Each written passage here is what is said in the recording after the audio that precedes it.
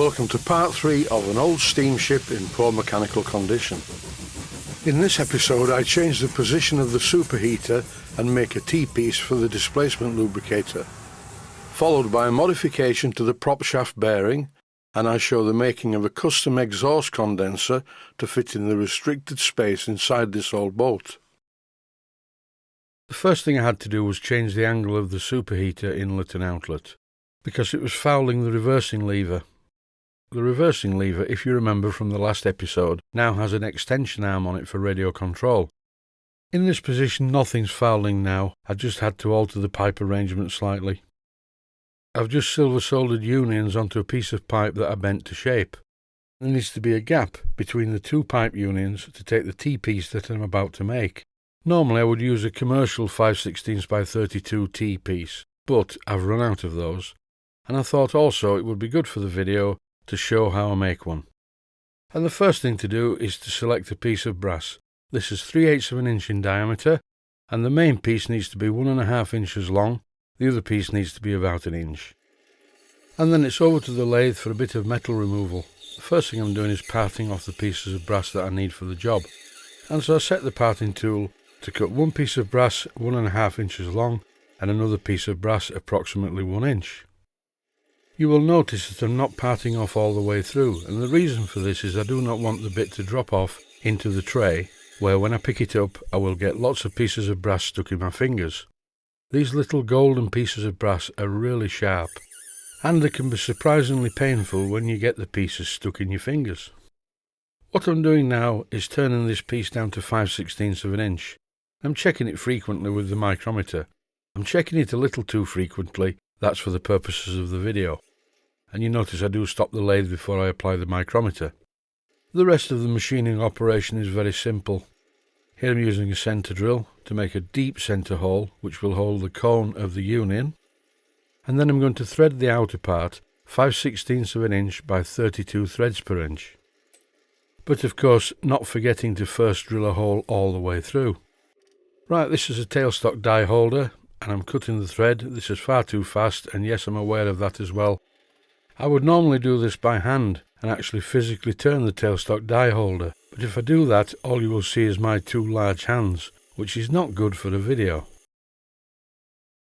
This is the piece turned around in the chuck, and I'm doing the machining operation all again at the other end. And now I'm working on a different piece of brass. I know it looks like the same piece of brass, but this is not the same piece of brass.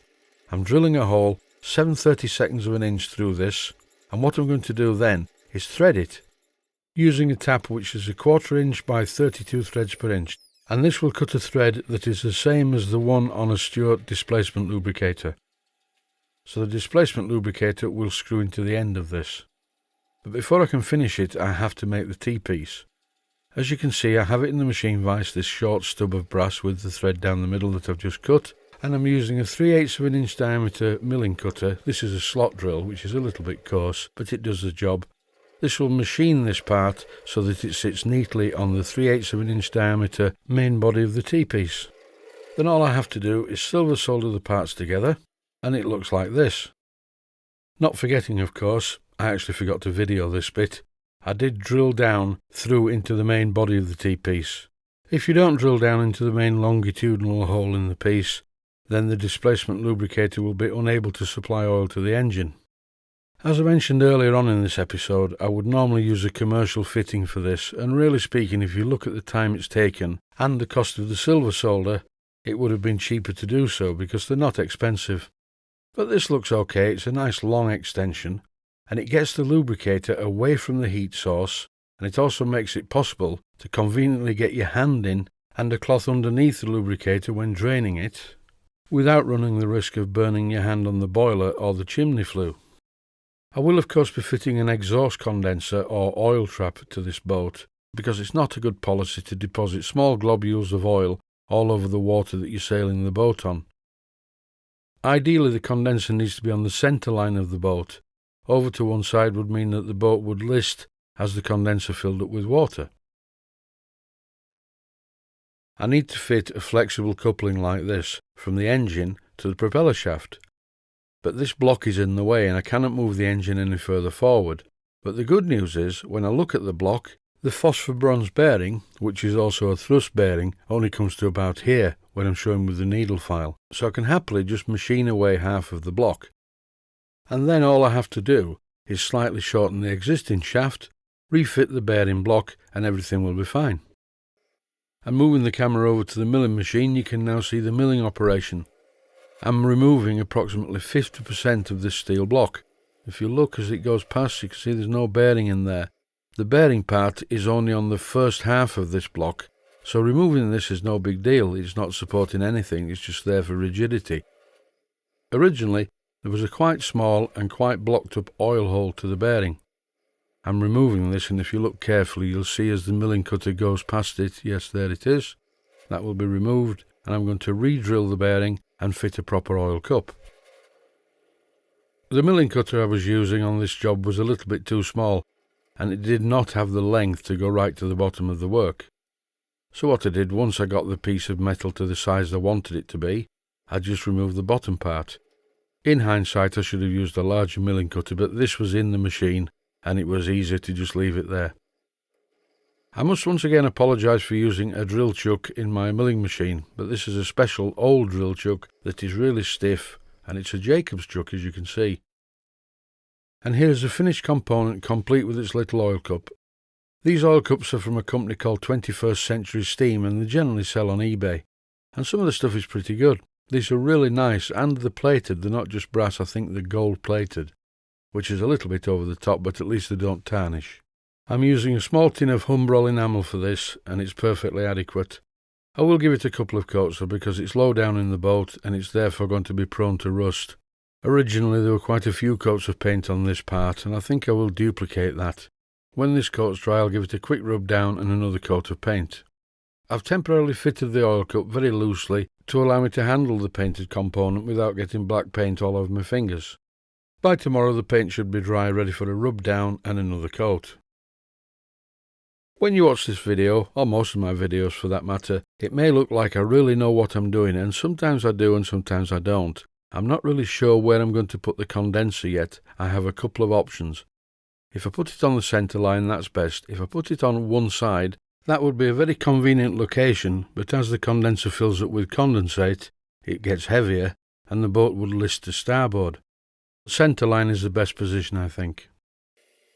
So now I have a length of brass tube, and a big lump of brass that I'm going to make the end caps from. The end caps are not going to be too thick, but they need to be thick enough to be threaded to take some unions. First of all, I silver soldered one of the end caps that I made to the barrel. And I did this in such a way that there isn't any mess on the outside of the barrel, as you can see here.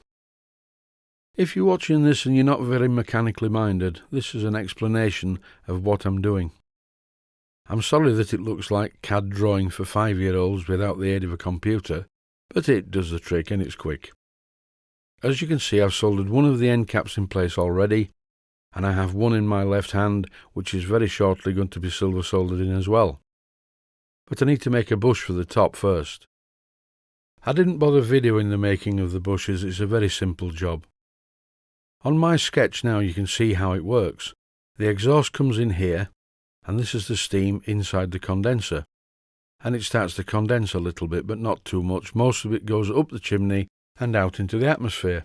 The purpose of a condenser oil trap is to keep the oil inside the condenser oil trap, because the oil does not go up to the chimney. The surplus oil ends up floating on top of the water in the condenser. After a while the condenser will fill up with water and will need frequent emptying, generally at the time when the boiler is ready for refilling with the hand pump.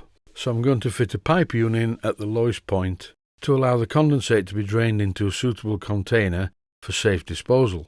In this clip you can clearly see the condensate fitting in place, but I'm going to remove this because the whole thing is going to go into my acid pickle bath. Here once again is my acid pickle bath, and here is the part going into it. Just before the close of this episode, I would like to say I would never make a pressure vessel using a brass barrel. This is not a pressure vessel, it's just a through condenser. As always, stay safe, stay healthy. Thanks for watching, and I hope you found it useful.